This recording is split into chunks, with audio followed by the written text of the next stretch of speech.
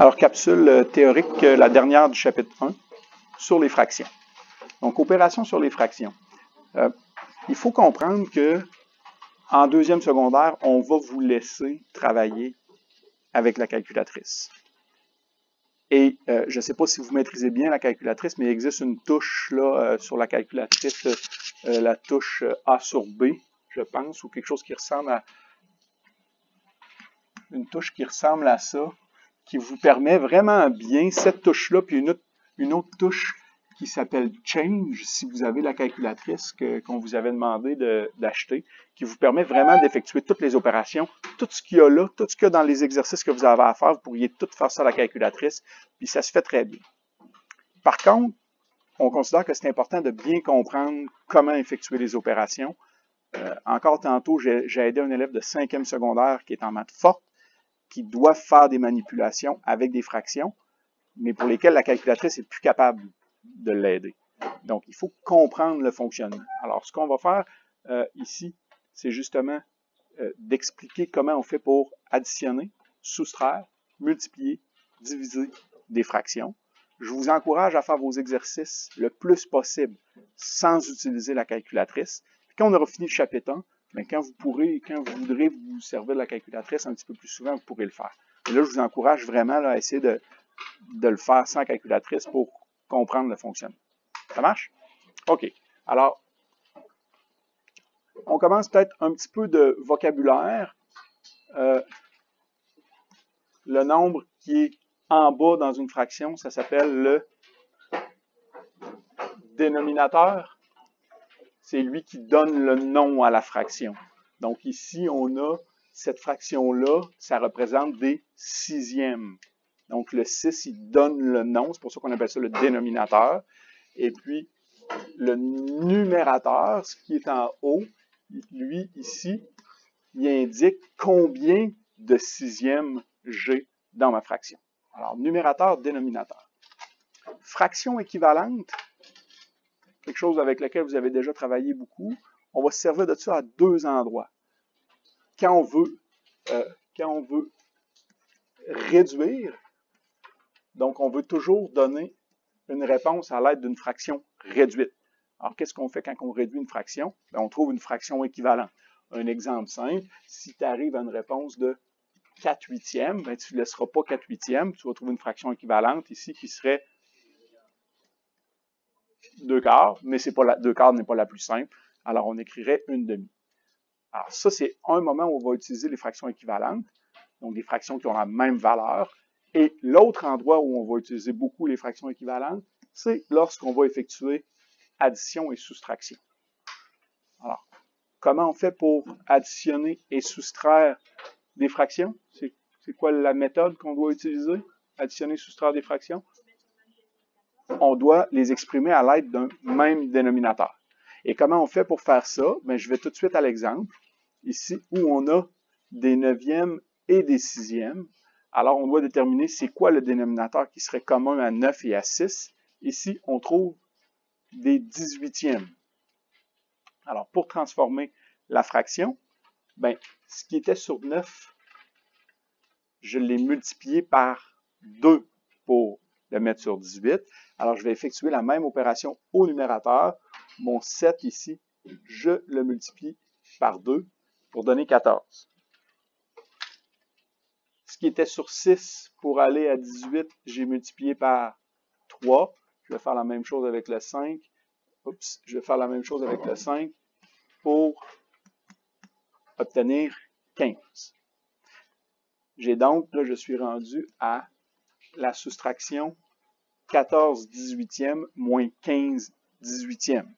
Une fois qu'on les a exprimés à l'aide d'un même dénominateur, on va simplement additionner ou soustraire les numérateurs. Ici, j'ai des morceaux qui s'appellent des 18e, j'en ai 14, j'en donne 15. Alors, qu'est-ce que j'ai comme résultat? Bien, il m'en manque un, donc moins 1, qui est obtenu en faisant 14 moins 15. Et là, c'est important de bien se démêler là-dedans, ça demeure des 18e. Mon dénominateur va rester le même.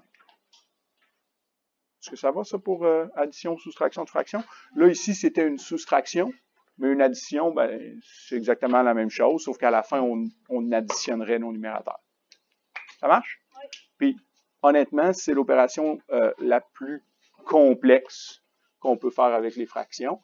Il y a un deuxième exemple que je ne regarderai pas parce qu'on vient de faire une soustraction. Là, c'est le même principe. Je vais sauter directement à la multiplication de fractions, qui est vraiment une petite coche plus simple. Multiplication de fractions, si vous vous rappelez comment on fait, très simple.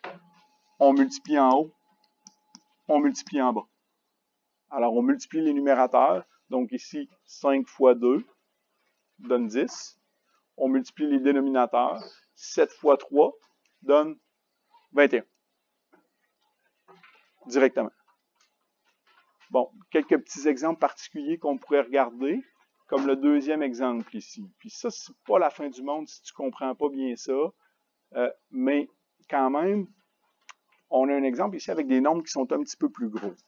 12 septièmes fois 35 dix-huitièmes. Je peux le faire exactement comme je viens de le montrer, c'est-à-dire multiplier le 12 par le 35, qui va donner 420. Ou je pourrais, je continue, je multiplie mes dénominateurs ici, 7 fois 18, qui va me donner 126. C'est une méthode qui fonctionne. Par contre, c'est une méthode qui va nous donner une grosse fraction ici que je vais devoir réduire. Alors ça, c'est sûr que ta calculatrice le fait, mais quand même, j'ai une grosse fraction que je vais devoir réduire qui me donne 10 tiers. Mais ce calcul-là, on pourrait le faire autrement. Au lieu d'effectuer les multiplications et de simplifier après, je peux commencer par simplifier.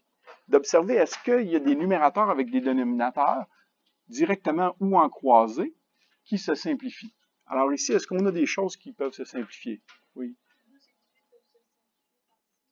Alors, ça, je peux diviser ça par 6. Le 12 va devenir 2. Le 18 va devenir 3. Les 2 se divisent par 7 ici.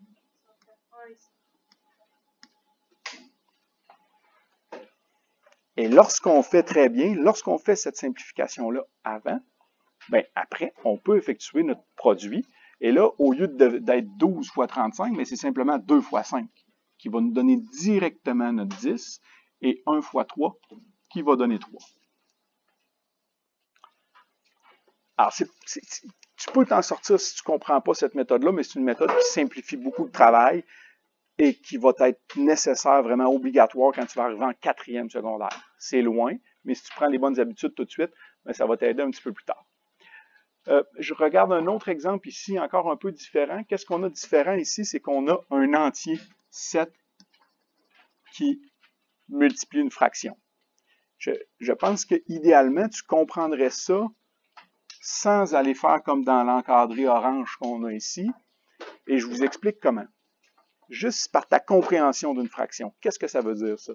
Ici, j'ai 4 onzièmes et j'ai 7 fois 4 onzièmes. Donc, j'ai 7 fois un objet qui s'appelle 4 onzièmes. Donc, 7 fois 4 onzièmes, ça veut dire j'en ai combien des paquets de onzièmes? Bien, j'ai 7 paquets de 4, j'ai donc 28 directement, 28 onzièmes. Okay? Donc, c'est juste 7 fois 4, 28 onzièmes. Ça s'explique ici, si on veut vraiment y aller pour se ramener à une méthode qui ressemble plus à la première, bien 7, c'est quoi? 7, c'est 7 sur 1.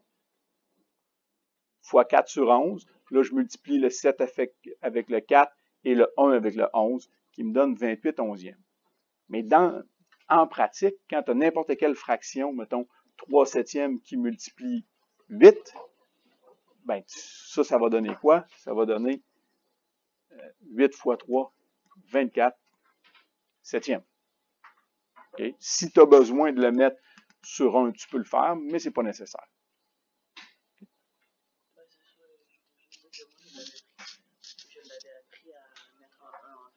Oui, toi, tu as appris en mettant le 1 en dessous. C'est une méthode, c'est ça, ça fonctionne. Ça revient au même. Ça revient au même. OK? Et puis, la division de fractions, souvent, vous oubliez ça, comment ça marche, mais c'est juste une chose à te rappeler. Alors, pour diviser une fraction, il faut multiplier la première par l'inverse de la deuxième. Alors, quand j'ai ici 5 neuvièmes divisé par 4 tiers, je prends ma division ici, je la transforme en multiplication, et je prends mon 4 tiers ici, et je viens l'inverser pour qu'il devienne 3 quarts. Alors, divisé par 4 tiers, c'est la même chose que multiplié par 3 quarts. Puis là, ben, on est rendu à une multiplication. On vient de voir, vous êtes capable de faire les multiplications. Multiplier en haut, 5 fois 3, 15. 9 fois 4, 36. J'obtiens 15 sur 36, une fois réduit, qui donne le 5 douzième qui est là. Encore une fois, ceux qui suivent bien, vous avez vu qu'une fois qu'on était rendu ici, j'aurais pu simplifier des choses. Hein? J'aurais pu simplifier ici, je me remets en noir ici, simplifier ce 3-là avec le 9, j'aurais eu 1, j'aurais eu 3, et j'aurais eu directement 5 fois 1, 5, 3 fois 4, 12. Mais d'une façon ou d'une autre, à la fin, si tu réduis ta réponse, tu vas arriver à la même chose. Alors, ça fait le tour des opérations sur les fractions que vous devez être capable de faire.